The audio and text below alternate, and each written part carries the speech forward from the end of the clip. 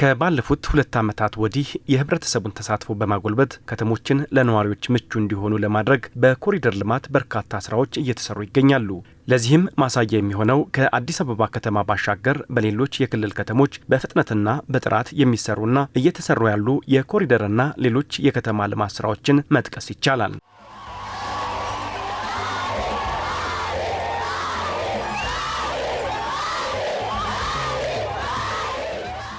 ጠቅላይ ሚኒስትር ዶክተር አብይ አህመድ በወለጋ ዞኖች የልማት ስራዎችን ጉብኝት አድርገዋል። የወለጋ ህዝብና አካባቢው ደግሞ ባለፉት ዓመታት ውስጥ የታጠቁ ኃይሎች ካደረሱት ጉዳት አገግሞ በቁጭትና በልህ ወደ ሰፊ የልማት እንቅስቃሴ መግባቱ ይታወሳል። ወለጋ ሰላም ሰፍኖ ህዝቡም ልማት ቀዳሚው አጀንዳ እንደሆነ በከተሞቹም ሆነ በገጠር በርካታ ማሳያዎች እንዳሉ ይጠቀሳል። ጠቅላይ ሚኒስትር ዶክተር አብይ አህመድም በወለጋ የነበራቸውን የልማት ስራዎች ጉብኝት በነቀምቴ ከተማ እየተሰሩ ያሉ የልማት ስራዎችን ተመልክተዋል። የኮሪደር ልማት የምድር ውስጥ የኤሌክትሪክ መስመር፣ ቴሌኮምና የውሃ አቅርቦት ስርዓት ብሎም ዘመናዊ የትራፊክ ፍሰት አስተዳደርን ያካተተ መሆኑን ከተማዋ ወደ መጪው ጊዜ እየተራመደች መሆኑን ማሳያ እንደሆነ ጠቅላይ ሚኒስትሩ ተናግረዋል።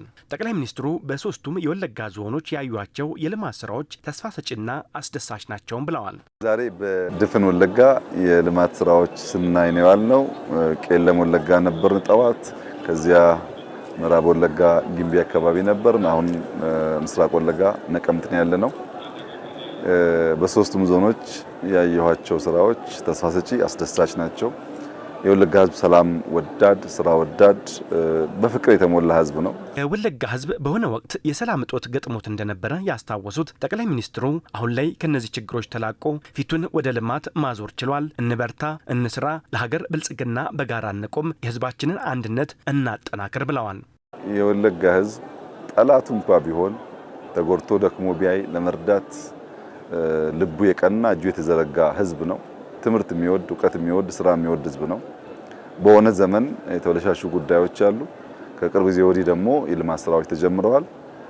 የነበረኝ መልእክት እንበርታ፣ እንስራ፣ ለሀገር ብልጽግና በጋራ እንቁም፣ የህዝባችን አንድነት ይጠናከር፣ በረባ ባረባው ከመባላት ከመጣላት ከመዋጋት አንዱ ያንደኛውን ሩጫ ከማገት ከማድከም እንቆጠብና በጋራ ሆነን ልማት እናረጋግጥ ነው። ጠላቶች ያላቸውን ፍላጎት ለማክሰም መከፋፈልን እንተው፣ መጨቃጨቅን እናስቀር፣ የጀመርነውን መልካም ጉዞ በርትተን እናስቀጥል ብለዋል ጠቅላይ ሚኒስትር ዶክተር አብይ አህመድ። ወለጋ ዛሬ ከፍተኛ የደስታ ዝናብ የሚዘንብባት ምድር ናት። ይሄ ደስታዋ በንግግር ብዛት እንዳይበላሽ በዚሁ ቋጫለሁ። እንኳን ደስ ያላችሁ። ልማታችን ይቀጥላል። በጋራ ሀገራችንን እናልማ፣ ሰላማችንን እንጠብቅ፣ ጭቅጭቅ ውጊያ እንተው። የሩቅ ጠላቶቻችን ያላቸውን ፍላጎት ለማሳካት መከፋፈል እንተው። የጀመርነውን መልካም ጅማሮ በርተን እናስቀጥል። ለወዳለው እጅግ አድርጌ አመሰግናለሁ።